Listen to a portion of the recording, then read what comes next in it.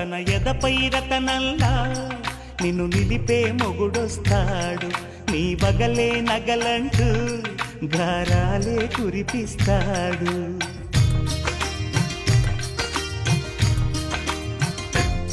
తన ఇంటికి కళ్ళ తెచ్చే మహాలక్ష్మిగా పూజిస్తాడు.